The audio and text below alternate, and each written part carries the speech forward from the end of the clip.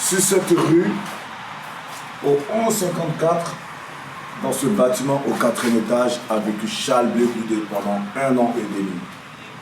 Président du COJEP, après son acquittement définitif le 31 mars 2021, il est resté dans cette demeure de 3 pièces, de chambre-salon, où il a vécu tout seul. Charles Blé Goudé nous a reçus le temps de son séjour à La Haye pour au moins 4 interviews. À la veille de son départ, soit ce lundi 21 novembre 2022, à 5 jours pratiquement, il nous a reçus pour une interview exclusive où nous avons passé en revue l'actualité politique en Côte d'Ivoire, ses premiers pas lorsqu'il va fouler la terre des Burni, son mentor Laurent Gbagbo, le président Alassane Ouattara, Henri Konan Bédié ou encore Guillaume Soro. Pas mal de thématiques assez intéressantes où on aborde même l'actualité internationale parlant du président du Burkina Faso, le capitaine Ibrahim Traoré, de l'échange qu'a eu le président du Bissau-Guinéen avec le président Emmanuel Macron, la Côte d'Ivoire qui ne bat pas à la Coupe du Monde. Tant de sujets qui ne manquent pas d'intérêt que nous allons évoquer à travers une interview exclusive avec Charles Blé Goudé. C'est l'une des premières fois où une caméra est embarquée, où on arrive à faire ses prises de vue devant cette demeure où, je l'ai dit tantôt, où a vécu le leader politique ivoirien. Une interview exclusive à suivre avec Guillaume Vergès pour le compte d'actupeople.net. Merci.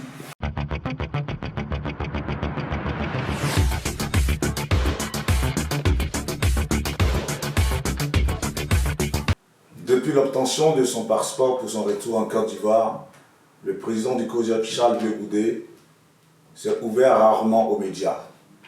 À la faveur de son retour le 26 novembre 2022, en terre des Burni, il nous reçoit à La Haye ce lundi 21 novembre pour une interview exclusive. Nous allons passer en revue pas mal de sujets inhérents à l'actualité et bien entendu le fil Ariane, ce sera son retour en Côte d'Ivoire. Et qui parle de retour, parle de ce fameux passeport. Président Charles Blé Goudé, votre passeport, vous l'avez obtenu depuis quelques mois. Votre retour, c'est juste dans quelques jours. On va dire que ce passeport, vous devez l'avoir là sur le plateau certainement. Bien sûr. Il y a eu tellement de difficultés pour l'avoir que je l'ai toujours sur moi. Je l'ai toujours sur moi.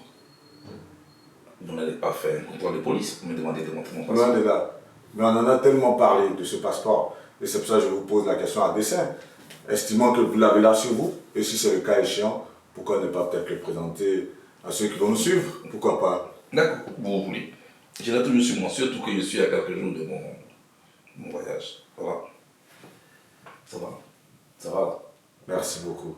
Merci en tout cas. On tenait à vous dire encore une fois merci, surtout de nous recevoir. On est dans une zone sécurisée. C'est important. C'est important. Je ne peux pas parler comme on est ici pour parler de zone de confiance. C'est la 4e interview que vous nous accordez. Et depuis maintenant février 2021, nous sommes passés vous voir régulièrement. Et chaque fois, vous nous avez parlé sans langue de bois. Ce sera le cas ce soir. Nous estimons bien. Vous rentrez en Côte d'Ivoire pour parler comme l'Ivoirien lambda. Pourquoi?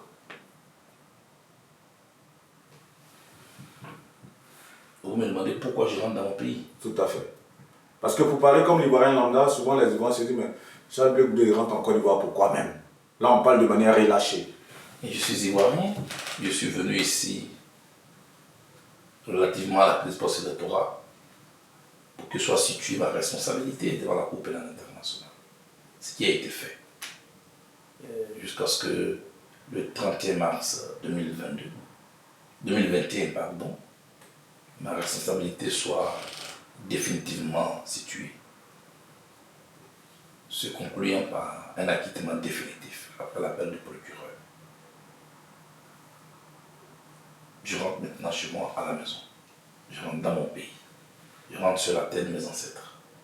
On ne demande pas à un Ivoirien pourquoi il rentre en Côte d'Ivoire. Donc je rentre en Côte d'Ivoire. Vous n'êtes pas un Ivoirien comme tout Ivoirien, d'autant plus que déjà votre passeport, le temps de sa durée, on sait qu'en Côte d'Ivoire, pour faire un passeport, c'est 72 heures. Votre passeport a mis des mois. C'est-à-dire que vous n'êtes pas un Ivoirien ordinaire. Et on sait aujourd'hui votre ambition affichée de diriger la Côte d'Ivoire de demain. Forcément, on s'est dit, on aurait aimé voir Charles Blé Goudé en Côte d'Ivoire à l'orée 2025, certainement pour venir prendre part aux joutes électorales. Mais là, on vous voit partir pratiquement Là, on se dit, mais il est pressé de rentrer, pourquoi? Même si vous retrouvez vous retournez chez vous. Ma vie ne se limite pas des élections. Et la vie de la Côte d'Ivoire elle-même ne se limite pas seulement à des élections. Même si vous le dites, je ne suis pas un citoyen ordinaire, c'est vrai, mais ne vivent pas en Côte d'Ivoire que des citoyens ordinaires. Il y a des citoyens ordinaires qui y vivent, et il y a des citoyens qui ne sont pas des citoyens ordinaires, vu les fonctions qu'ils occupent, les responsabilités qui sont les leurs, et aussi ils y vivent. Donc ce n'est pas parce que je ne suis pas un citoyen ordinaire que je ne peux pas aller chez moi. Voilà, je ne suis pas hollandais. Je suis venu ici pour une situation bien précise. Elle a pris fin. Donc je rentre chez moi. Vous êtes un leader politique, vous allez rentrer chez vous. Quel sera l'agenda de Charles Blé Boudet? Je rentre d'abord chez moi. Je vois les miens qui m'ont tant manqué. Ma famille. Pleurer les miens qui sont décédés pendant que j'étais ici, notamment mon père, mes frères. Voir aussi mes enfants. Mon épouse. En gros, ma famille. Voir mes amis, mes proches, qui aussi ont envie de me voir comme les autres. Leur famille aussi a envie de les voir. Voir les Ivoiriens aussi, qui m'ont soutenu et qui attendent que j'arrive. Voir la Côte d'Ivoire. Aller aussi parler avec ceux avec qui je m'étais brouillé hier. Parler avec les victimes de la crise. Quand je parle de victimes, c'est toute tendance confondue. Je parlais à tout ce monde. Mais c'est la Côte d'Ivoire qui est mon pays. Je n'ai pas deux pays. C'est dans ce pays que je rentre. Donc quand on me demande pourquoi il rentre, si je partais dans un autre pays, on peut me demander pourquoi il voyage, pourquoi il laisse son pays. Voilà, je vais chez moi. Donc je rentre chez moi. Je n'ai pas à m'expliquer. Qu'est-ce que je vais faire? Laissez-moi arriver, poser mes valises, et puis le reste suivra. Outre ces consultations familiales, bien entendu, avec tous les décès que vous avez connus, avec le fait de retrouver votre famille, vos enfants, vos amis et autres, les Ivoiriens aimeraient vous voir reprendre toute votre place dans le système politique ivoirien. À cet effet, qu'est-ce que Charles Blé Boudet va incarner? Surtout que vous rentrez avec le statut de président d'un parti politique, et surtout un parti de l'opposition.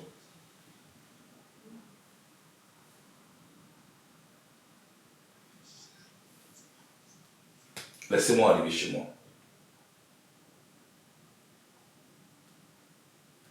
Ne mettez pas la charrue avant les bœufs.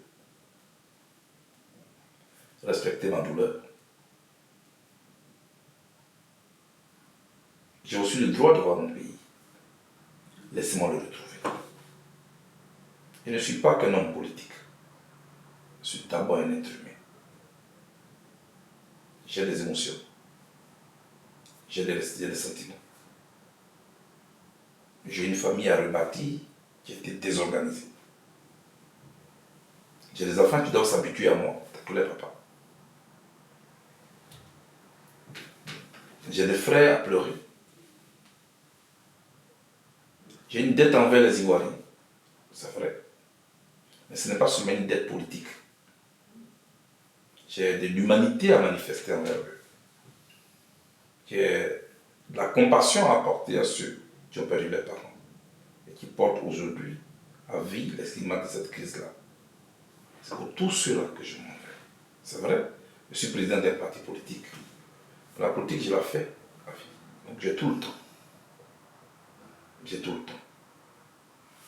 La question que tout le monde se pose, et en amont, c'est le fait que votre retour ait été facilité au vu des différents accords, au vu des différents échanges que vous avez eu avec l'État de Côte d'Ivoire. Tout le monde se pose la question, Charles Blé Boudet va-t-il occuper un poste?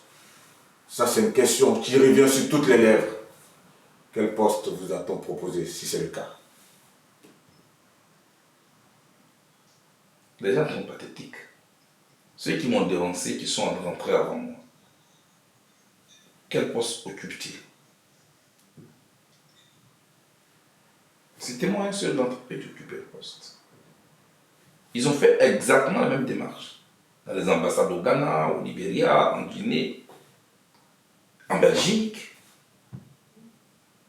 Et ils sont tous rentrés. Ce même débat a eu lieu. On a dit que le président Gbagbo a passé un deal, tout cela. Ses porte-parole est obligé de se justifier. Je connais cela. Mais, en ce qui me concerne, je n'ai pas de proposition de poste. Échanger avec un adversaire ne signifie pas forcément vendre son âme. On peut parler. On peut échanger avec un adversaire. Et dans le cas d'espèce,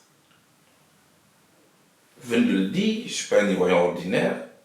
J'ai échangé avec l'émissaire du chef de l'État. J'ai eu mon passeport. Ensuite, j'ai eu l'accord pour rentrer en Côte d'Ivoire. Sans aucune condition. Aussi surprenant que cela puisse paraître. Sans aucune condition. Il n'a jamais été question de poste, ni de quoi que ce soit. Non. Et je salue cette élégance-là, du fait que le président de la République m'ait envoyé son chef de cabinet et qu'on ait discuté sans jamais qu'il m'ait demandé de me dédier, de me renier. Non, on parlait de toutes les questions sécuritaires, tout cela, pourquoi mon retour tardait, il fallait que je patiente. Quand le moment est venu, le président de la République, à travers son ministre de la Justice, a écrit à la Cour pénale internationale pour dire que je pouvais maintenant rentrer. C'est tout. Parce que les gens pensent que c'est à moi que le président de la République a directement écrit. Parce que ça aussi, ça fait beaucoup de bruit. Ce n'est pas vrai. L'État de Côte d'Ivoire a écrit, à travers l'institution judiciaire ivoirienne, a écrit à l'institution judiciaire qu'est la CPI. Et c'est la CPI, moi, qui m'y saisis. Parce que ici, je suis sous couvert de la CPI. D'autant que mon procès était fini et que j'ai été acquitté, la CPI a aussi mené des démarches parallèles. Et nous avons conclu, c'était conclu par le fait que je dois rentrer. Donc, il ne faut pas chercher des poux sur la tête d'un chauve comme moi. Non, je n'ai rien négocié. Merci. Et si proposition il y aurait eu, comment auriez-vous réagi? Non, excusez-moi, je ne vais pas faire de la tenue politique. Je ne suis pas là pour faire les dynamiques politiques. Voilà, restons dans les faits. Parce que le problème qu'on a en Côte d'Ivoire, les gens prennent leurs suppositions. Ils transforment leurs suppositions en vérité. Après, leurs vérités deviennent des lois selon lesquelles nous, on doit vivre. Et ils nous jugent à partir de leurs suppositions, de leurs vérités, de leurs lois, ils nous jugent et ils nous condamnent. Et ça devient leur vérité. Non, moi, je ne fonctionne pas comme ça. Vous rentrez dans un pays 11 ans après, qui a connu pas mal de mutations, sociologiquement parlant, à bien des niveaux. Et on va s'intéresser à la situation des leaders, par exemple de la société civile en Côte d'Ivoire. Je prends pour cas l'une des sorties de celui qui est aujourd'hui le président du comité d'organisation de votre retour, qui est Boga Sako-Gervais. Non, il est le président du comité d'accueil. Parfait, merci de le préciser. Il a dit, pour parler de violation des droits de l'homme, par exemple, le fait qu'une dame comme Pulchéry Balé aujourd'hui soit détenue, cela est en parfaite violation flagrante des tests qu'on se donne. Vous entrez dans un pays comme ça où il y a cette violation qui sont constatées de part et d'autre. Quelle analyse, quel commentaire vous en faites? Vous venez d'Abidjan, non? Oui. Voilà. Mais vous vivez là-bas, non? Oui. Pourquoi c'est comment je vais arriver que ça pose un problème? Mais vous, en tant que leader politique, il y a des leaders politiques qui vivent là-bas, non? Qui étaient en exil et qui sont rentrés, non? Dans le pays où on viole les droits de l'homme. Ils sont là-bas, non? Oui. Voilà. Donc, je vais y venir, je vais voir aussi. Et puis après, on tirera la conclusion. Je ne peux pas, à partir de là, juger ce que je n'ai pas pratiqué. Moi, je suis venu pour faire l'objet d'un procès. Il est terminé. Je rentre en Côte d'Ivoire. Moi, je ne peux pas faire des commentaires à partir de ce que l'autre a vu. J'y vais. Mais vous avez les échos tout de même, parce que vous n'êtes pas étranger à ce qui se joue en Côte d'Ivoire. Oui, ça, ce sont les échos. Je vais aller voir aussi, je vais expérimenter. Ce que Edgar Morin a appelé l'intelligence expériencée. C'est-à-dire ce qu'on acquiert à partir du vécu. Mais faire ma propre opinion. Pour connaître les largeurs d'une feuille, il faut aller sous l'arbre. Et tu verras. Vous voyez? Il y a un proverbe qui dit, et je cite, Waye bien walide, wazere igwa. Les gens, eux, n'étaient pas là quand la panthère la mettait bas. Ils vont te dire combien d'enfants la panthère a fait. Moi, il ne fonctionne pas comme ça. Calmons-nous, j'arrive. Je vais essayer de me former. Vous n'avez pas plus de 11 ans. Dans quelques mois, ça fait 12 ans. Je dois m'informer. Je dois me faire ma propre opinion de ce que j'ai vu. À partir de là, mettre ça en rapport avec la situation actuelle avant de vocaliser. Pourquoi avoir choisi justement Dr Bogas Sako Gervais comme président du comité, de votre comité d'accueil? Parce qu'il n'est pas politique. Parce qu'il est c'est un défenseur des droits de l'homme. Voilà. Et j'ai voulu un tel monsieur qui n'est pas dans les champs politiques pour pouvoir être le président du comité d'accueil. Deuxièmement, je n'ai pas voulu m'enfermer, d'accord, dans une clôture politique. Voilà. Parce que j'ai voulu placer ce retour-là sous l'égide du rassemblement, de l'ouverture. Sinon, les personnalités, il y en a beaucoup au COGEP, mais telle n'est pas ma vision. Je ne suis pas venu ici au nom du COGEP.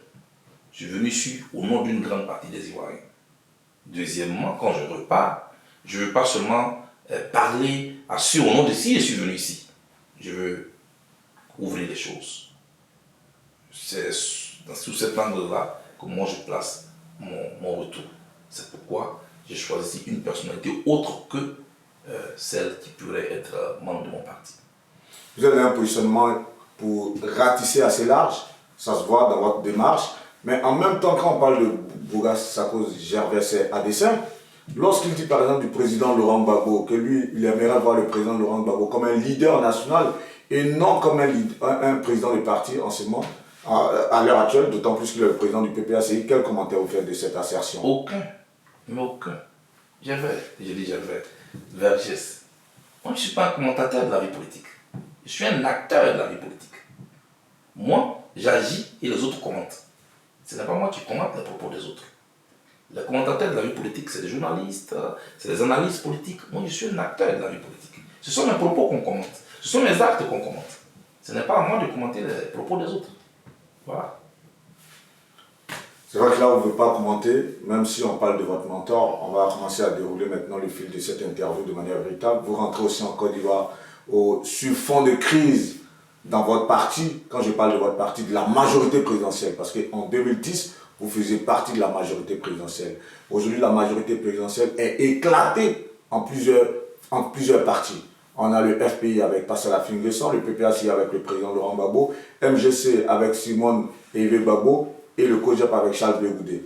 Vous rentrez sur fond de crise où la majorité présidentielle est carrément écartelée.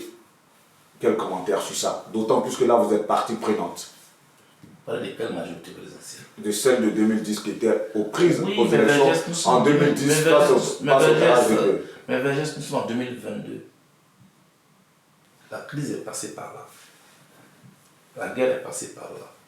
L'exil est passé par là. Les emprisonnements sont passés par là. Rien n'est statique, tout est dynamique. D'accord? Donc, il n'y a pas de majorité présidentielle aujourd'hui parce que c'est parce que quand on gère le pouvoir, qu'on parle de majorité présidentielle, mais vous voulez parler de la grande famille de la gauche, mais après toutes les crises, il y a toujours une recomposition du paysage politique. Le savez-vous?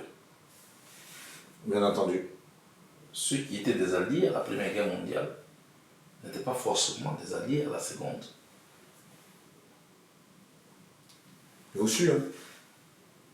Le monde, ce qu'il était avant la chute du mur de Berlin, n'est pas le même après. L'Afrique du Sud, avant l'apartheid, n'est plus la même Afrique du Sud, après la libération de Mandela et après son décès.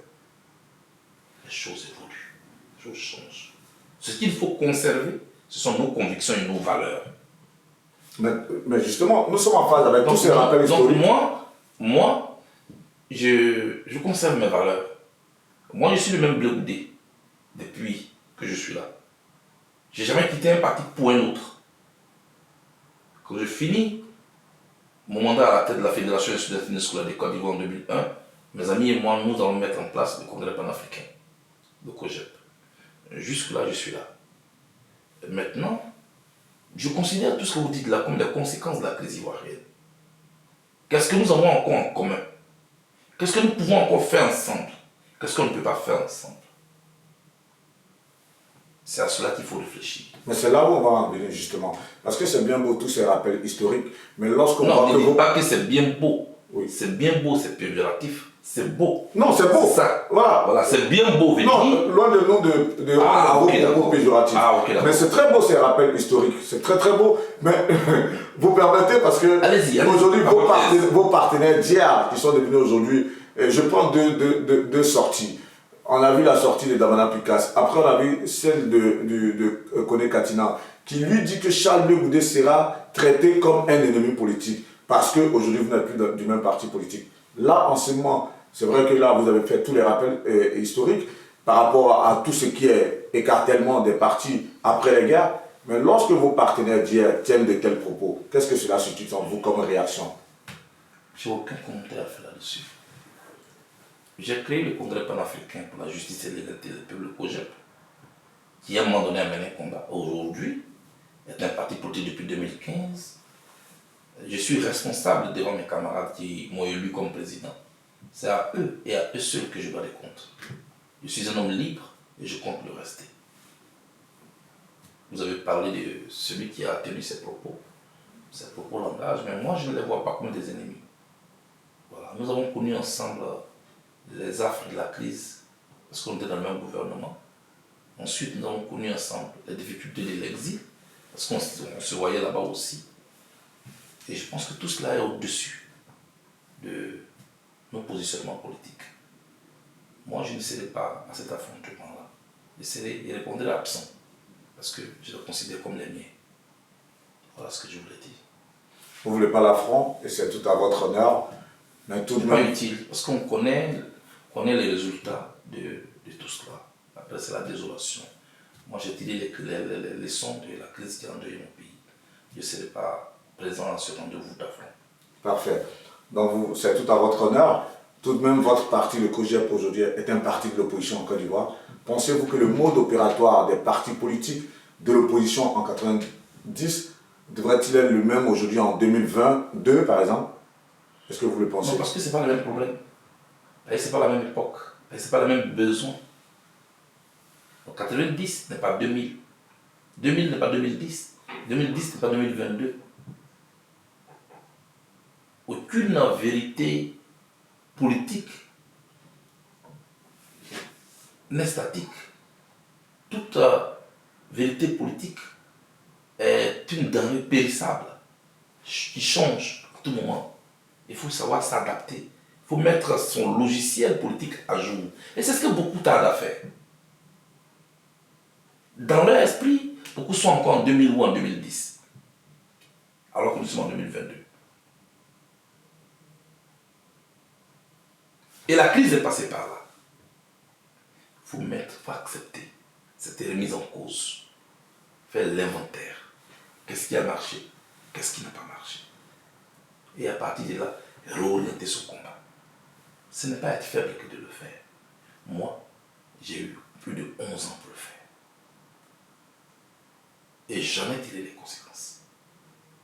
À partir de cette évaluation, auto-évaluation que je me suis faite, je me donne une nouvelle orientation, une nouvelle démarche, qui peut choquer, mais que j'aurai le temps d'expliquer. Ceux qui comprendront tout de suite viendront avec moi. Et pourtant, je ne vais pas faire le bûcher de ceux qui ne comprendront pas tout de suite. J'irai vers eux pour leur expliquer. Et ils me comprendront un jour. Ma démarche, c'est d'être mesuré dans mes actes, dans mes propos.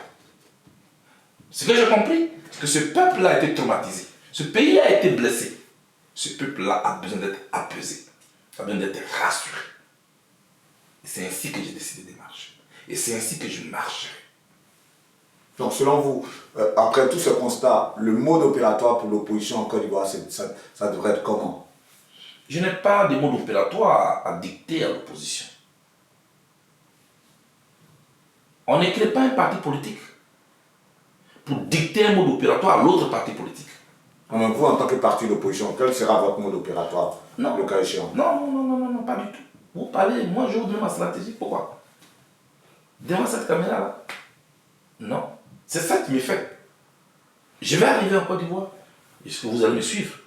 Suivez-moi, vous verrez. Observez-moi, vous verrez. Ne me jugez pas seulement à partir de mes propos. Jugez-moi aussi à partir de mes actes. Et vous verrez à quel degré vous avez affaire. Parfait. Selon vous, est-ce que le président Alassane Ouattara a-t-il aujourd'hui en face de lui une véritable opposition en Côte d'Ivoire? On a toujours en face de soi une opposition. Cette situation bipolaire existe toujours. D'avoir un parti au pouvoir qui gère et un autre parti dans l'opposition. Donc partout dans le monde où vous irez, vous aurez toujours un régime qui gère, un parti au pouvoir, et puis vous avez des partis dans l'opposition. Maintenant vous parlez de véritable opposition. Moi je ne sais pas dans ce que vous mettez dans le qualificatif véritable. Donc je ne peux pas vous répondre. C'est quoi pour vous une véritable opposition? Une opposition qui serait vraiment, qui pourrait d'abord au niveau de l'Assemblée nationale être assez représentative, donc par rapport aux textes de loi, faire parler sa voix. Une opposition qui face à certaines dérives, on va dire forcément dans la marge de la collectivité, pouvoir porter de la voix face à un président. Est-ce que cette opposition aujourd'hui on l'a en Côte d'Ivoire? Pour juger l'opposition, il faut contextualiser tout ça. Moi je ne suis pas là. Vous avez deux grands partis dans l'opposition aujourd'hui. Deux grands partis. Les autres partis sont là, je ne les qualifie pas des partis non existants, mais vous avez deux grands partis historiques dans l'opposition. Vous avez le PDCI-RDA, qui était d'abord allié au RHDP, parti au pouvoir, qui en est sorti pour des raisons suffisamment expliquées sur lesquelles il ne voulait pas revenir ici.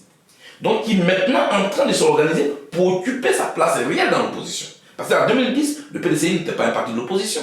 C'est un parti au pouvoir qui co-gérait avec le RHDP. N'est-ce pas? Tout à fait. Et c'est maintenant que le PDCI est en train de réellement prendre ses marques dans l'opposition. Ça prend du temps.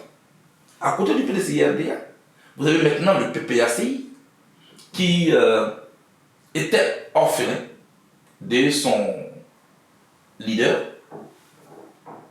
et qui existe il y a à peine un an. Mais qui est l'appendice du Front populaire ivoirien, qui était en crise, une vraie crise, où des gens que nous avons connus dans l'opposition, qui étaient des camarades qui marchaient côte à côte et qui regardaient dans la même direction, qui aujourd'hui se regardent à chier de faïence. Quand il y a de telles désorganisations, quand il y a de tels changements, ça prend du temps pour essayer de reprendre ses marques. C'est à cette opposition-là que nous avons affaire. De là est sorti le MGC. Même si le MGC n'est pas pour le moment représenté au Parlement, mais le MGC a à sa tête une présidente non négligeable. De l'autre côté, vous avez le Premier ministre, le président aujourd'hui du Front populaire ivoirien, le président Afeni N'Guessan. Ici, vous avez Charles de Gaulle qui vous parle. Quand on a une telle configuration, ça prend du temps. Donc, moi, je ne vais pas tout de suite jeter la pierre aux autres. J'essaie de me mettre à leur place. Même le RHDP a pris du temps pour s'organiser, pour se consolider. Partant du RDR au RHDP, c'est un mouvement vers une reconfiguration, avec une nouvelle nature. Tout cela donne du temps. La chance du RHDP, c'est qu'ils ont le pouvoir. Ils gèrent le pouvoir. Ils ont les moyens de l'État, qui les lient aussi. Ils ont un leader avec qui ils sont depuis, et qui est chef d'État, qui a des prérogatives. Et tout cela lui donne le pouvoir et l'autorité de maîtriser, j'allais dire, son appareil. Ce qui n'est pas le cas des autres, qui ont connu diverses sortes de crises. Au PDCI-RDA, ceux qui étaient avec eux, il y en a qui sont restés au RHDP, il y en a qui ont rejoint le président Bédier. Il y a tout cela à gérer. C'est ma vision, c'est mon regard. Donc, avant de juger, il y a des facteurs à prendre en compte. Moi, je suis président du COJEP. Je suis de l'opposition. Le COJEP est orphelin de son leader. C'est maintenant que je suis en train de partir en Côte d'Ivoire. Ça me prend du temps pour organiser mon parti politique. Le chemin peut être long, mais on aura le temps de le rendre agréable. Parfait. Tout ça, on entend super bien. Mais est-ce que je veux revenir sur un truc? Lorsque ces dernières années, on a vu comment est-ce que l'opposition aussi a été muselée. Quelle sera la marge de manœuvre de Charles Blé Goudé pour faire avancer les choses? Parce que ces derniers temps, l'opposition n'a pas pu s'exprimer véritablement. Oui, moi-même, pendant que vous faisiez cette observation, moi j'étais muselé ici. D'abord parce que derrière les barreaux, ensuite sans papier, et puis je suis ici, je ne peux même pas sortir de cette ville-là. Je dois tout le temps, 2 fois par semaine, aller me présenter devant la Cour pénale internationale. Voilà la situation dans laquelle je suis. Mais là, on partait en Donc, oui, non, attendez, oui, mais attendez. Donc, la position, elle change maintenant. Mais vous ne pouvez pas me demander, à près de 7000 km, de faire un jugement. Laissez-moi m'imprégner de la réalité ivoirienne et ne soyez pas pressés. Quand je m'en vais en Côte d'Ivoire, je ne suis pas de passage. Je vais m'asseoir en Côte d'Ivoire chez moi. On aura le temps de passer en revue toutes ces questions dont vous parlez. Voilà ce que je voulais vous dire. Vous ambitionnez de diriger la Côte d'Ivoire, ce n'est pas un secret de polichinelle, c'est clair. Mais vous disposez de quoi comme arme efficace véritablement? Ça, ce n'est pas pour le moment à l'ordre du jour. Ce qui est à l'ordre du jour ici, où je me vais en Côte d'Ivoire, ce n'est pas mon ambition personnelle. Je vous répète encore, mon ambition personnelle n'est pas au-dessus de la vie des Ivoiriens. Ce peuple a besoin. Vous savez, après ce que la Côte d'Ivoire a vécu, ces Ivoiriens qui ont enjambé des cadavres, des corps sans vie pendant des mois, pendant des jours, ces Ivoiriens qui ont fui et qui sont revenus, ont besoin de se reconstruire, ont besoin de travailler, ont besoin que les leaders les rassurent. C'est de ça que je veux parler. Moi, mon ambition, ce n'est qu'une ambition. Je dis, je vais diriger la Côte d'Ivoire un jour. Mais on ne peut pas me brûler pour ça. Maintenant, de quelle arme je dispose? Je disposerai de mon offre politique. C'est de ça qu'il s'agit. Il n'y a pas autre chose dont on doit disposer. Voilà ce que je voulais vous dire. On me dit souvent, oui, il n'a pas d'argent. La Côte d'Ivoire n'a pas besoin d'un homme riche pour être dirigé. Parce que la Côte d'Ivoire elle-même est déjà riche. Elle a juste besoin de quelqu'un qui peut savoir gérer les richesses de la Côte d'Ivoire, c'est tout. Pour coller à l'actualité, on a vu récemment un maire ivoirien, ancien footballeur international, Kalou Bonaventure, viré au RHDP. Et les raisons qu'il a avancées, il a dit, le président Alassane Ouattara a bien travaillé pour la Côte d'Ivoire. Il appelle les Ivoiriens à le suivre. Un commentaire déjà. Je vous ai dit que je ne suis pas un commentateur de la vie politique. Mais est-ce que dans cette dynamique, justement, on verra Charles Blé Goudé en Côte d'Ivoire? Vous avez dit que Bonaventure. Oui. Il est redevable à 2 choses. Sa conscience et puis ses électeurs. C'est à eux qu'il s'est présenté. Et c'est eux qui l'ont élu sur la base d'un programme qu'il leur a présenté. C'est eux, et eux seuls, qui peuvent le juger. Deuxièmement, il y a sa conscience qui le guide. C'est à elle et à elle seule qu'il doit rendre compte. Pas à moi. Parce que nous, on est en Côte d'Ivoire, on se mêle de tout. La question n'est pas dans les jugements, c'est juste de permettre de prononcer sur l'actualité. Kalou Bonaventure n'a pas 18 ans. C'est un homme qui a servi la Côte d'Ivoire à un haut niveau sportif. Et après, il a voulu servir son peuple à va-voir. Aujourd'hui, il estime que c'est avec le RHDP qui peut mieux servir sa région. Mais, qu'à faire? Moi, j'ai ma démarche. Moi, j'ai ma trajectoire politique. Je suis qui pour juger les autres? J'observe.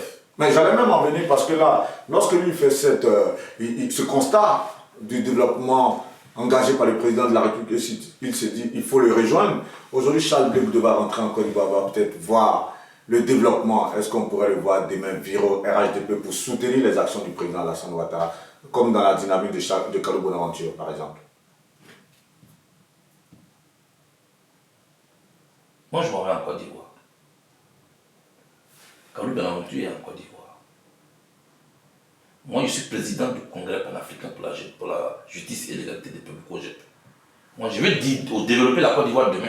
Pourquoi on dise au monde aujourd'hui, demain, Charles Blé Goudé, le COJEP, vraiment, ce sont des gens qui travaillent et ce sont des gens qui développent la Côte d'Ivoire. Nous, on va rejoindre aussi le COJEP.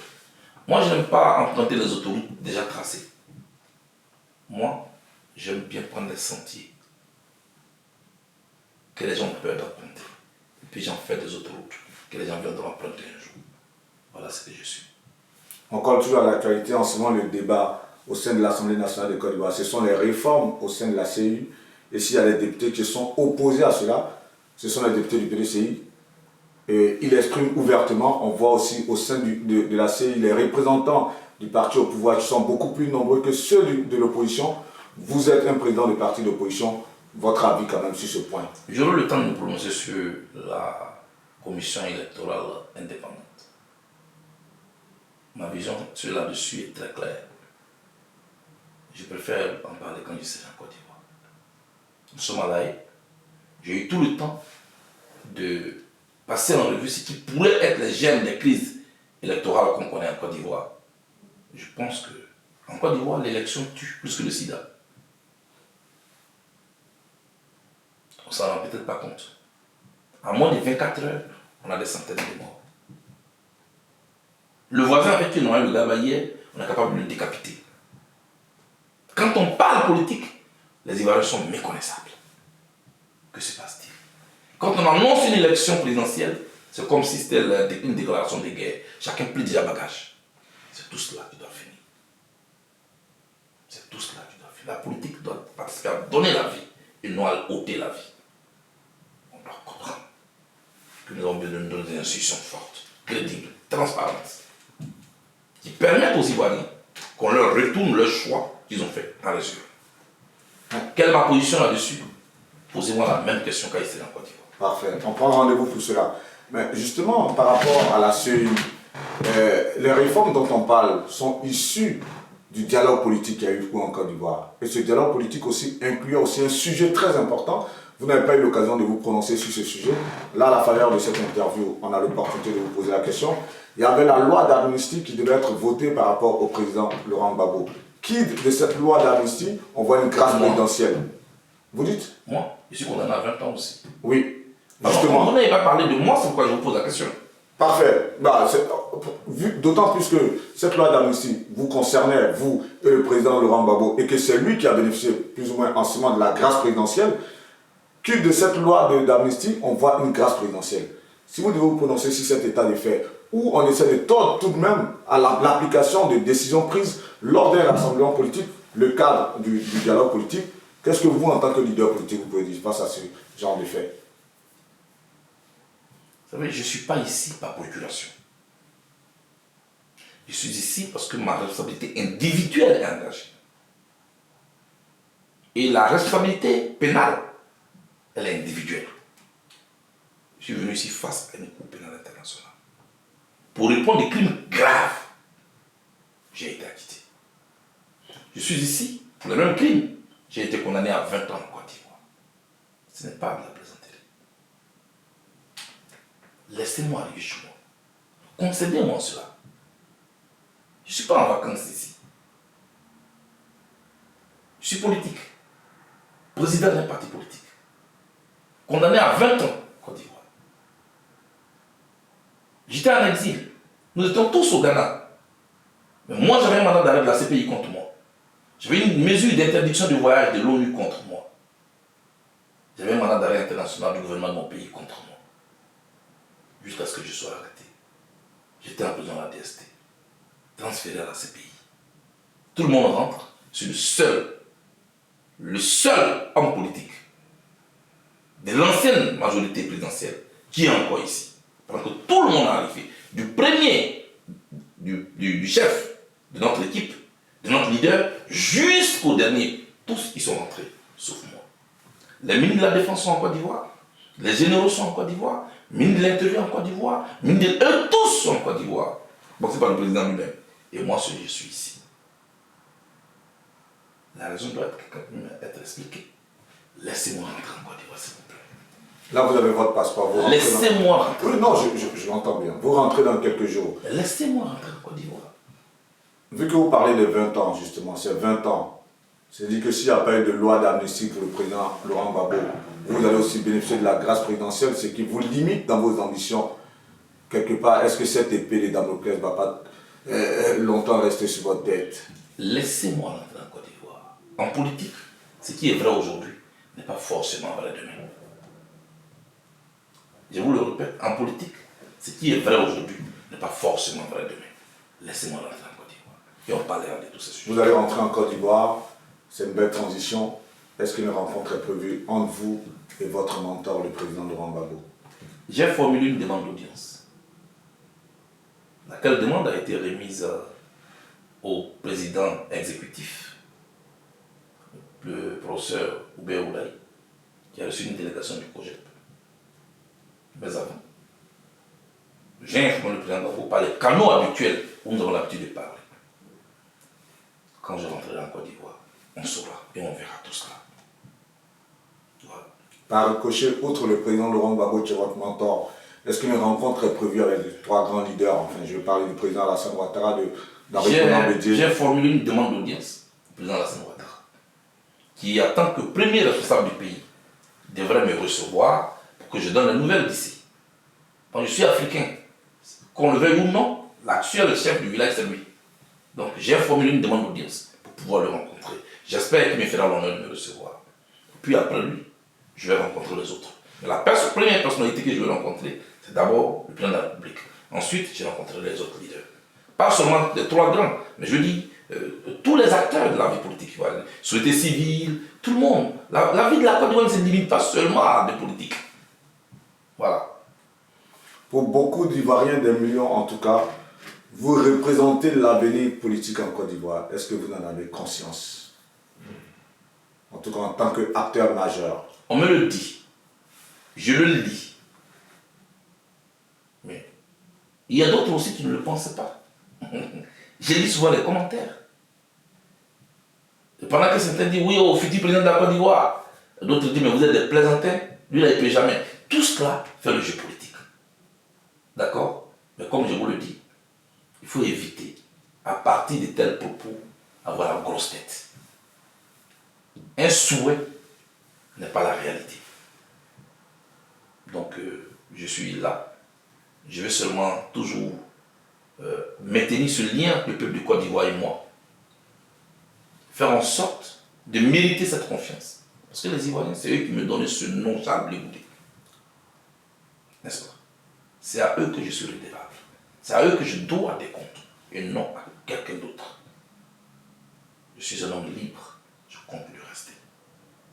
Je vais travailler pour la Côte d'Ivoire. Je vais disposer de mon pays. Je veux que celui avec qui je ne parlais pas hier, aujourd'hui qu'on puisse se parler. Je ne veux pas qu'on fasse de bûcher de quelqu'un parce qu'il n'a pas le même point de vue que nous. C'est ce que j'appelle faire la politique autrement. Bâtir ce pays dans le respect de nos différences. C'est cela que je veux travailler. Ce n'est pas une question de oui, on dit que vous serez le futur président. Ce n'est pas comme ça qu'on devient président. C'est à partir des urnes. Et pour gagner dans les urnes, il faut avoir une forte offre politique. Il faut avoir un projet de société. Il faut aller convaincre les électeurs qui sont les Ivoiriens. Il faut être toi-même un exemple.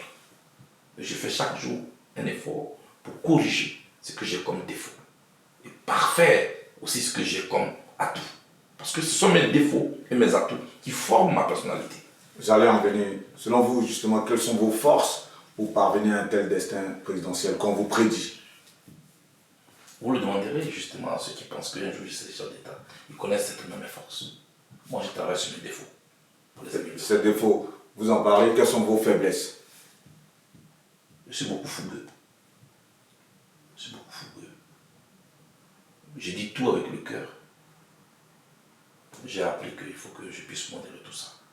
Rester dans la mesure. J'étais jeune. Je sortais des amphithéâtres. J'ai lu l'histoire de Che Guevara et des autres. Je pensais que c'était ça seulement la vie. Mais nos lectures et la réalité, il y a un hiatus. Et c'est tout cela que je suis en train de combiner pour pouvoir me forger une personnalité qui puisse être acceptée par au moins la majorité des Ivoiriens. Je veux désormais rester dans la mesure. J'ai appris que qui se radicalise se marginalise. Non, je veux plus être un homme radical. Je veux dire les choses autrement. D'accord? Je veux savoir écouter l'autre, même si on n'est pas d'accord. C'est ce que j'ai appris en prison. J'ai appris qu'il ne faut pas vouloir avoir tout de suite et maintenant. La vie n'est pas une course de vitesse. Ça aussi, je l'ai appris.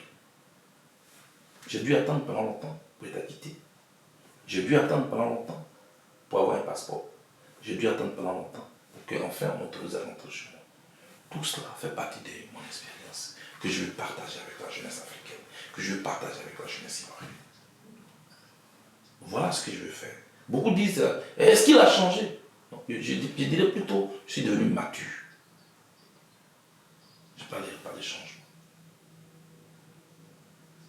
Les difficultés de la vie m'ont délivré un diplôme de maturité que je veux partager avec les autres.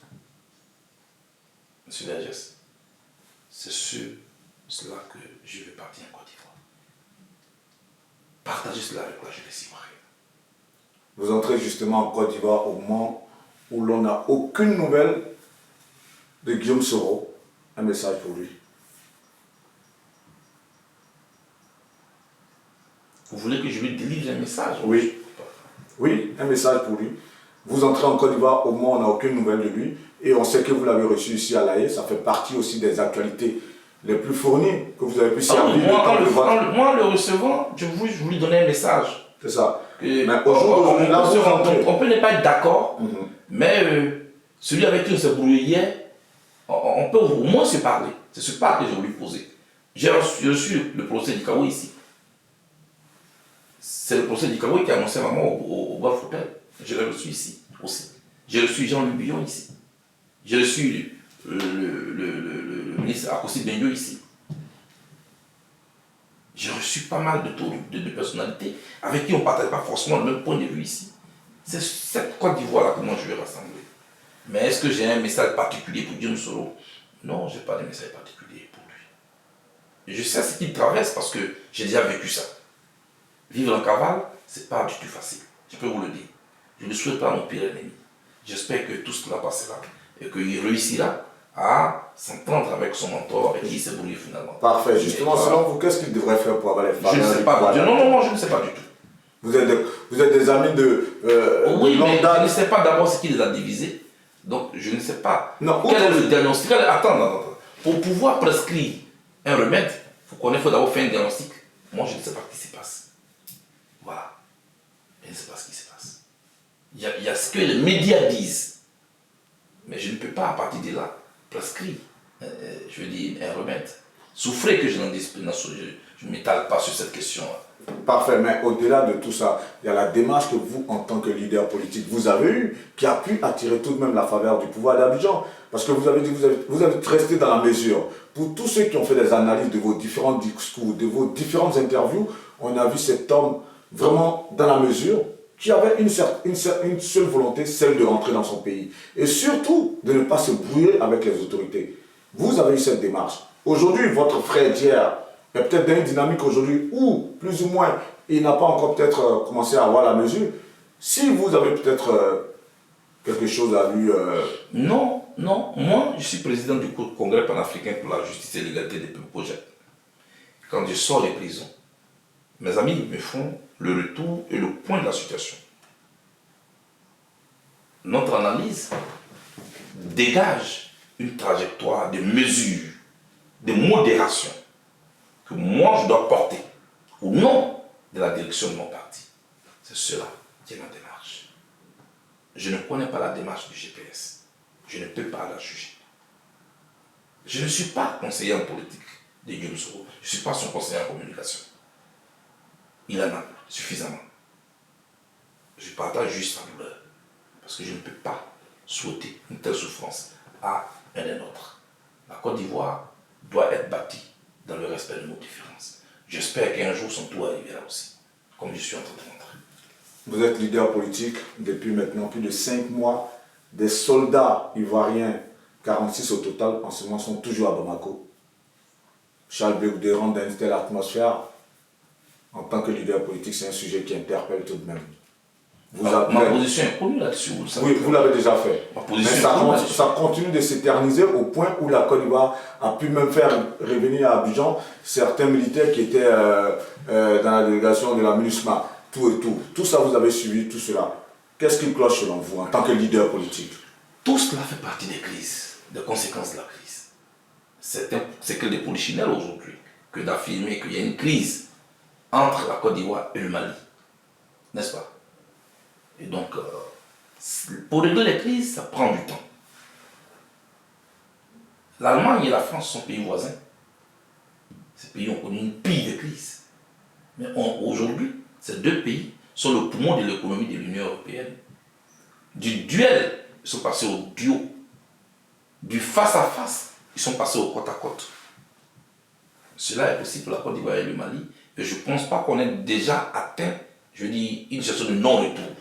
En diplomatie, et ce n'est pas parce que vous ne voyez rien se passer qu'il ne s'est passé rien. La diplomatie rime avec discrétion. Je reste convaincu qu'un jour viendra où nous allons donc aboutir à une solution négociée, à une solution de dialogue. Ce qui est ma position. Je pense que les défis majeurs sont ailleurs. C'est le terrorisme qui gagne du terrain, qui était dans le Sahel, qui avance aujourd'hui vers les zones côtières. Il faut faire attention pour ne pas que ces questions qu'on peut régler facilement puissent nous distraire de l'essentiel. C'est cela ma position. J'exhorte en tout cas les autorités maliennes et les autorités ivoiriennes à considérer cela et puis trouver une solution. Je pense que je ne nie pas la position de méfiance que pourrait avoir le Mali. Vit déjà sa situation fragile qu'elle vit, notamment le combat face au djihadisme et tout ce qu'on voit aujourd'hui. Mais en même temps, je dis souvent, il vaut mieux avoir la paix que de chercher à avoir raison. Il vaut mieux avoir la paix que de chercher à avoir raison. La Côte d'Ivoire et le Mali sont interdépendants. C'est deux pays voisins. On a plus de millions de Maliens en Côte d'Ivoire. On a des Ivoiriens aussi au Mali. Moi, je pense qu'il faut qu'on trouve une solution à cette crise-là. Je ne suis pas de ceux qui vouent aux gémonies les soldats ivoiriens qui sont incarcérés au Mali. Je sais ce que c'est qu'être incarcéré, d'abord. Ensuite, je sais ce que c'est qu'être incarcéré hors de son pays. Je sais ce que c'est. Surtout quand on n'a pas de perspective. Des familles attendent leurs enfants. Des enfants attendent leurs papas. Des femmes attendent leurs maris. Je sais ce que c'est. Je l'ai vécu pendant 11 ans. Mais avant 11 ans, dans toute ma jeunesse, j'ai été emprisonné 9 fois pour mes opinions. Je sais ce que c'est. Je souhaite qu'une solution soit trouvée. Pour qu'on puisse apaiser. Il y a une certaine décrispation entre les deux pays. D'abord les deux pays, et puis les familles aussi. Vous savez ce qu'est un enfant? Ce qu'il peut vivre en sachant son père en prison. Vous savez ce qu'une épouse peut vivre en sachant son mari en prison. Je sais de quoi je parle. Je sais de quoi je parle. Je souhaite qu'une solution soit trouvée. En tout cas, tout cela est derrière vous. La toute première action que vous allez poser une fois en Côte d'Ivoire, ce sera laquelle? Ou c'est dans l'aéroport? Peut-être. Certainement. Vous verrez le geste. Juste un indice. Il faut que les gens constatent ce que vous faites. Il faut éviter de dire ce que vous allez faire. C'est ma trajectoire que je me suis donnée. Ce sera un geste symbolique, ce sera un geste familial, ce sera quoi? Un message? Ce sera quoi? Ça va se traduire comment? Le 26 novembre, c'est dans quelques jours. Dans 5 jours, n'est-ce pas? Tout à fait. Donc c'est pas loin. Ne soyez pas pour placer que le temps.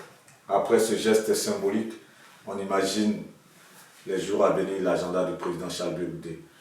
Après cet accueil, et on a eu dire forcément, vous allez avoir droit à un accueil populaire à la place CP1. Pourquoi la place CP1 justement? D'abord, à l'aéroport, ma position est très claire. Et je voulais le dire ici aux Ivoiriens.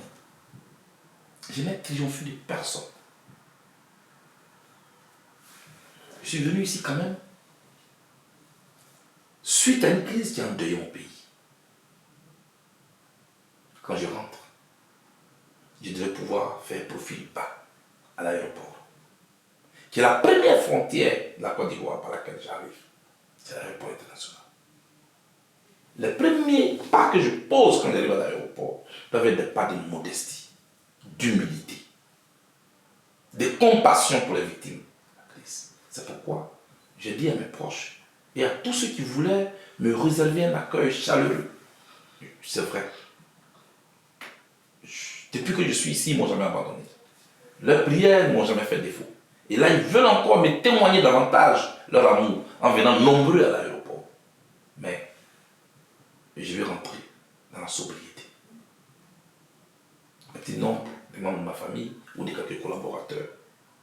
Et puis, pour ne pas... C'est une manière pour moi de compatir à la douleur des victimes et de respecter la mémoire de ceux qui ont disparu. Et puis de compatir aussi avec les différentes familles qui ont perdu leurs proches. Je ne peux jamais leur donner la vie. Pas parce que j'en suis responsable ou coupable, mais je suis ivoirien et je suis un acteur majeur de la crise politique ivoirienne qui a secoué mon pays. C'est ma manière à moi de le faire. C'est ma manière à moi d'appeler au pardon mutuel entre nous. Et puis, ceux qui sont contents de me voir, qui aimeraient savoir si je suis vraiment arrivé, c'est ceux à eux que je vais me présenter à la place CP, à Yopougon, pour leur dire que je suis là. Et puis aussi leur dire merci pour leur soutien, pour que je puisse les toucher, pour qu'ils puissent aussi me toucher. Voilà. Mais pourquoi la place CP1 et non pas par exemple le stade de l'université à Cocody? J'aurai le temps d'aller voir les étudiants. Parce que j'ai été leur chef. J'aurai le temps d'aller les voir. Vous voyez bien que je ne suis pas allé au siège du COJEP, de l'aéroport. J'aurais pu aller au siège du COJEP. Mais je ne veux pas être un chef de camp. Je vais donner la possibilité à l'Ivoirien lambda, qui n'est pas forcément de mon bord, de me voir. C'est ma manière à moi, déjà de donner les signaux de la nouvelle ligne que j'ai voulu prendre. Rassembler, ouvrir, respecter les autres. Voilà ma démarche. Un petit mot de l'actualité internationale, s'il faut dire ça ainsi. Déjà, Charles Blé Goudé va rentrer en Côte d'Ivoire. Je pense qu'on a assez passé en revue l'actualité nationale, l'actualité en Côte d'Ivoire. On voit tout près de nous, au Burkina Faso, un nouveau président, avec un discours assez détaché. Vous avez dû voir un peu ses sorties. Le capitaine Ibrahim Traoré, qui décide de garder son salaire de capitaine, qui parle à cœur ouvert aux populations, aux Burkinabés. Il leur dit: nous sommes en train de perdre le Burkina parce qu'on a oublié l'arrière-Burkina. Des paroles assez fortes. Vous avez dû suivre ça. Quel commentaire sur une telle arrivée d'un président, militaire soit-il, d'une certaine transition, mais qui tient un tel discours aussi tranché? C'est un militaire, donc. Oui. Les militaires, en général, sont dits être des hommes d'honneur. Voilà. Il est venu au pouvoir. Voilà. Le discours qu'il tient est fonction des besoins actuels de son pays. Je ne vais pas aller plus loin que cela. Mais je veux vraiment m'informer avant de me prononcer. Parce qu'il y a trop d'émotions souvent dans ce qu'on fait. Moi, je ne veux pas être émotif. Non. Je ne veux pas être euphorique. On a vu aussi... Je veux prendre le temps de m'informer pour savoir réellement qu'est-ce qui se passe. Qu'est-ce qui se passe en Guinée? Qu'est-ce qui se passe au Mali? Qu'est-ce qui se passe au Burkina Faso? Qu'est-ce qui se passe en Afrique de l'Ouest? Et qu'est-ce qui se passe en général en Afrique? Et qu'est-ce que tout cela peut aussi apporter à l'Afrique? Parce qu'avant tout, je suis africain, je suis à la tête d'un parti panafricaniste. Voilà. La tâche, elle est énorme. On espère que vous aurez les armes nécessaires pour, lorsque vous allez faire le point de tout cela, proposer certaines choses, parce que beaucoup d'Ivoiriens croient en vous. Des milliers d'Africains, pareil, croient en vous, parce qu'on les a vu battre le pavé ici pour vous soutenir, vous, le président Laurent Gbagbo. C'est clair que vous représentez un espoir certain. Parlons d'actualité internationale, un mot rapidement pour clore ce chapitre. On a vu l'échange qu'a eu le président bissau-guinéen face au président français Emmanuel Macron, lorsqu'il était en train, à demi-mot, de dire que la France était coupable du fait qu'il y a eu des problèmes aussi en Libye. Pourquoi est-ce que le président Muammar Kadhafi est parti, telle ou telle chose? Et il a eu un franc-parler ouvertement quand même. Pour un président africain, ou même dans la crise, dans la guerre en Ukraine, il a semblé ne pas être du bord de la France en disant à Emmanuel Macron le message que Vladimir Poutine a passé pour lui. Vous avez dû suivre ça en tant que leader politique. On va dire, c'est un rapport aujourd'hui des présidents africains vis-à-vis des présidents français. Ça vous interpelle quelque part?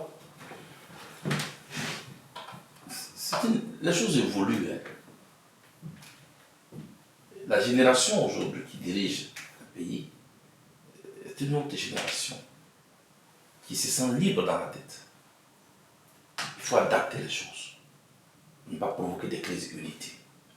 C'est la résistance au changement qui crée les crises et les chocs.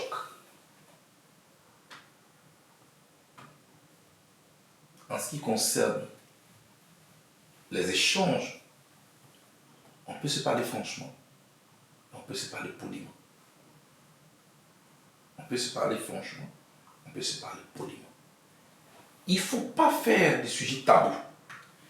Tous les sujets, même ceux qui fâchent, il faut les déposer sur la table, les discuter, et puis en sortir des pistes qui peuvent nous permettre de nous éviter des crises inutiles. C'est ma vision des choses. Je ne suis pas un pleurnichard sur le passé. La Chine n'a pas pleurniché sur son passé pour être là où elle est aujourd'hui. On n'a pas passé tout notre temps au funérailles. À un moment donné, il faut penser à l'avenir. Qu'est-ce que l'Afrique veut être dans le concert des nations? Être toujours un sac au dos? Vivre toujours dans le tutorat? Ou se mettre au travail?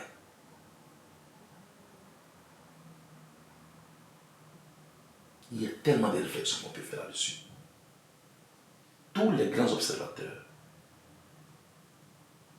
politiques, économiques, les analystes disent que l'Afrique est une terre d'opportunités. Disent que l'Afrique est une terre d'avenir. Tout le monde y croit, sauf les Africains. Pourquoi? Vous savez? Non. On manque d'estime de soi. Et on manque d'estime de ce qu'on a. Parce qu'on est colonisé dans l'esprit. Et on a toujours l'impression que le meilleur se trouve ailleurs. On a toujours l'impression que le meilleur se trouve ailleurs. Sinon, comment un jeune Africain peut-il économiser près de 4 millions de francs CFA, les remettre à un passeur, se soumettre à une difficulté de traverser des déserts en Libye, où il va se faire maltraiter, pour un matin prendre le risque de se jeter à l'eau dans l'océan, pour aller travailler dans un champ de tomates d'un Italien. Alors que lui-même peut faire son champ de tomates chez lui en Côte d'Ivoire et en Juillet. La question c'est, est-ce que quelqu'un lui a dit ça? Est-ce que quelqu'un lui a dit que être propriétaire d'un champ de tomates chez toi, d'un hectare ou 2 hectares, tu peux mieux vivre qu'un fonctionnaire? C'est quelqu'un lui a dit, c'est quelqu'un a créé cet espoir en lui. Est-ce qu'on ne lui dit pas qu'être agriculteur est un échec? Pourquoi? Il faut valoriser ce qu'on a. Il faut être fier de ce qu'on a. Mais vous, en tant que leader politique, est-ce que vous pensez que les pouvoirs politiques en Afrique favorisent justement l'entrepreneuriat? Parce que lorsqu'on voit toutes les dames, on a du mal à avoir des prêts avec des taux très élevés. Mais c'est ce que je suis en train de vous dire. Il va falloir, loin des émotions, loin des accusations qui restent dans un jeu de ping-pong, mettre ensemble nos intelligences, les mutualiser et puis créer les opportunités en termes de prêts, en termes de projets. Parce que nous sommes responsables de l'avenir de nos enfants. Nous sommes responsables de donner l'espoir à cette jeunesse-là pour qu'elle se réalise pour notre continent. La jeunesse de l'Afrique est un atout pour l'Afrique. Ailleurs, les populations sont vieillissantes et c'est un danger et c'est un fléau. Chez nous, nous avons une population active. Comment on capitalise cet atout-là? Tout est une question de vision. Nous allons y travailler. Je vous remercie. Je vous en prie. En tout cas, on referme rapidement avec l'actualité de la Coupe du Monde. Au Qatar 2022, la Côte d'Ivoire absente, malheureusement. Ça peut arriver. Il y a des moments où on gagne, il y a des moments où on ne gagne pas. Au moment où on allait à la Coupe du Monde en 2006, le Cameroun pleurait. Aujourd'hui, le Cameroun y est. On n'y est pas. C'est l'Afrique qui gagne. Je constate simplement, et j'ai fait cette remarque, il y a 4 pays africains qui sont à la Coupe du Monde. Il y a le Maroc, il y a le Ghana, il y a le Sénégal et le Cameroun. Non. Pardon? Ah, la Tunisie aussi. Donc il y a 5 pays africains. Voilà. Donc il y a 3 pays de l'Afrique de l'Ouest. Il y a 3 pays de l'Afrique, les francophones, je crois. Le Ghana est un pays anglophone. Ouais. Il y a le Ghana, il y a le Cameroun, il y a le Sénégal, il y a la Tunisie, il y a le Maroc. 5 pays africains. Sur comment nettoyer toi. Mais ces pays qui sont là-bas, l'entraîneur est ghanéen. L'entraîneur de l'équipe du Ghana, C'est un il est gagné. ghanéen. L'entraîneur de l'équipe du Sénégal, il est sénégalais. L'entraîneur de l'équipe du Cameroun, il est camerounais. L'entraîneur du Maroc, il est marocain. Ils font confiance en leurs valeurs nationales. Ils font confiance en leurs compétences nationales. C'est ce que j'appelle, il faut avoir l'estime de soi et de ce qu'on a. Il faut valoriser ce qu'on a. Le meilleur n'est pas forcément ailleurs. Et voilà, ils sont à la Coupe du Monde. Je n'ai rien contre les expatriés. Pas du tout. Il faut bien qu'on trouve du travail à ceux qui sont chez nous. Ils ont été se former. Yaya Touré, Kolo Touré, Didier Drogba, Ebo Emmanuel. Toutes ces compétences qu'on a eues dans notre pays ont fait la fierté de l'Afrique. Ces gens aujourd'hui se sont formés. Kolo Touré a postulé. Pourquoi il ne pourrait pas être notre entraîneur? Aujourd'hui, des clubs anglais le sollicitent. Oui, il a annoncé pour entraîner Wigan, je crois bien. Donc, moi, je pense qu'il faut que cette estime de soi et l'estime de ce qu'on a, la valorisation de nos compétences, soit aussi une priorité. J'ai foi que la Côte d'Ivoire finira par participer à la prochaine Coupe du Monde. Et pas besoin de bruit, besoin de mettre au travail nos jeunes gens. Ils ne demandent qu'à jouer et à s'exprimer. Vous relativisez certes la non-participation de la Côte d'Ivoire à cette Coupe du Monde, mais est-ce que cette non-participation n'est-elle pas l'échec, on va dire, des instances dirigeantes de la Fédération ivoirienne de football? Pas forcément, il y a des moments comme ça. Avant qu'on ne participe à la Coupe du Monde 2006, notre équipe nationale avait piétiné, a connu des moments de difficulté. Entre 2006 et 1992, où on a pris la Coupe d'Afrique au Sénégal, donc de 92 en 2006, il y a eu des moments de difficulté. Pour former cette équipe, tu nous as fait rêver, il a fallu du temps. C'est toujours comme ça. Là où des talents reconnus au niveau international ont marqué leur époque, quand ces talents quittent donc la pelouse, c'est difficile de se remettre. Le Ghana a piétiné. Le Ghana a piétiné. Le Cameroun a piétiné. Après le Roger Mila. Le Cameroun aujourd'hui à la Coupe du Monde. Il ne faut pas tout de suite blâmer nos acteurs. Il faut les aider à avancer. C'est ma vision des choses. Un mot sur la non-élection tout de même, puisque c'est l'occasion pour nous. La non-élection de Didier Drogba à la tête de cette Fédération ivoirienne de football. Qu'est-ce que vous en dites? Un mot là-dessus? François Mitterrand a été candidat aux élections en France en 1965. Il a été élu en 1981. Je vous remercie. C'est-à-dire que Didier Drogba a tout le temps pour revenir. C'est ça? Il n'y a jamais d'échec. On apprend de ses erreurs, de ce qui n'a pas marché. On n'a pas eu le résultat escompté, mais ce n'est pas un échec. Didier est un grand sportif. Il a connu des moments de joie, des moments de victoire. Mais je l'ai vu quelquefois pleurer aussi, quand ça n'avait pas marché. Et il est revenu. Et il a gagné. Et je l'ai vu prendre ses trophées. C'est un sportif complet. Il va s'en remettre. Et un jour, si sa vision est de diriger la fédération ivoirienne de football, il va certainement y arriver un jour. Voilà ce que je voulais vous dire. Vous êtes resté à l'AIE pendant de 2014 à 2022, 8 bonnes années. Vous êtes un fervent amoureux de la musique zouglou. On va terminer par ça rapidement. On a vu plusieurs artistes zouglou défiler ici à l'AIE pour vous rencontrer, pour vous voir. tous ces artistes Zouglou certainement qui seront à la place CP1, certainement. Ces artistes Zouglou avec qui vous partagez la même philosophie de cette danse créée en 1990.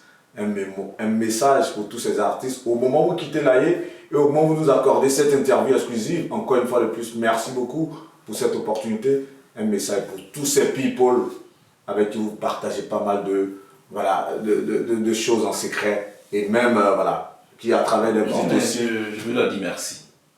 Je veux leur dire merci. Merci dans ce contexte de crise où je suis isolé ici, d'avoir fait le déplacement de mes voix. C'est pas facile. Ils sont artistes, ils sont pas politiques. Et fréquenter Bleu Goudé à cette époque-là, c'est pas chose aisée. Mais ils ont osé. Ils ont assumé notre amitié, notre relation. Je veux leur dire merci. Tous ces artistes Zouglou, je ne vais pas en citer certains pour ne pas oublier d'autres. Mais c'est un nombreux qui ont défilé ici. Au risque de leur carrière, je veux leur dire merci. Et ce n'est pas seulement des artistes Zouglou qui ont défilé ici. Il y a des artistes aussi tradis modernes qui ont défilé ici. Il y a des artistes coupés, décalés qui sont venus me voir ici. Je veux leur dire merci. Au-delà des artistes, je dis merci à tous ces Ivoiriens. Lambda, connus comme inconnus, connus comme anonymes, qui sont venus me voir. À ces personnalités aussi qui sont venues me voir. Mais je dis merci à la diaspora ivoirienne qui m'a porté à bout des bras. Je dis merci à la diaspora africaine qui a été là. Et à tous ces Africains qui ne me connaissent pas, mais qui ont porté aussi ma cause, qui me donnent de la chaleur humaine. Je dis merci à tout le monde. À ceux que je n'ai pas cités ici, à ces journalistes qui ont défendu ma cause sans me connaître. Merci à mes collaborateurs. Ceux qui ont décidé de continuer le chemin avec moi et qui étaient déjà avec moi. Mais ceux qui ne me connaissaient pas du tout. Qui ont épousé la cause d'un leader qui n'était même pas sûr de voir en liberté un jour.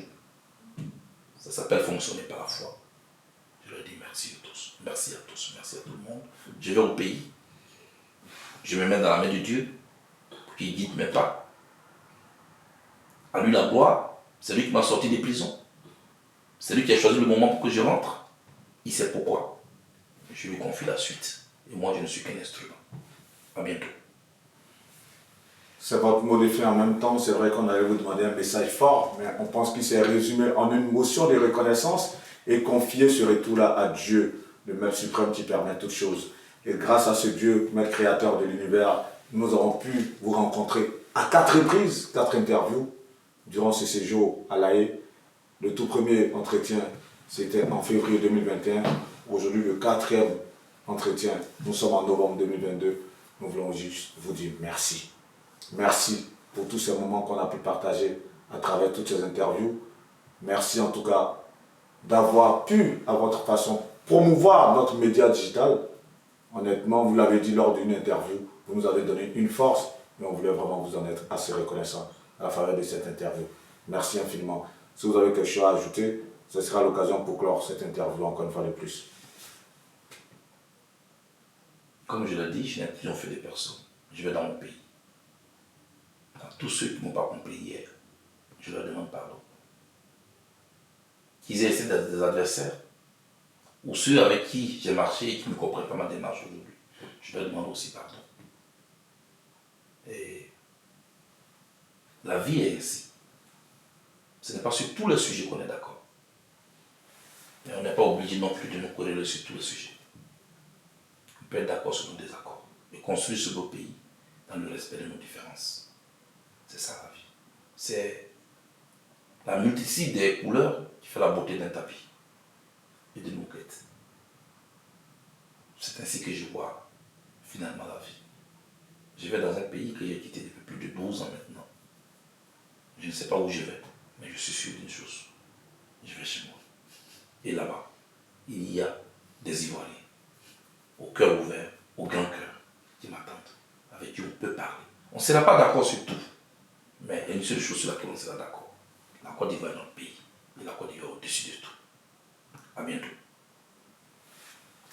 Merci à Charles Bleu Goudé qui nous a reçus en ce lundi 21 novembre 2022, à 5 jours de son retour en Côte d'Ivoire.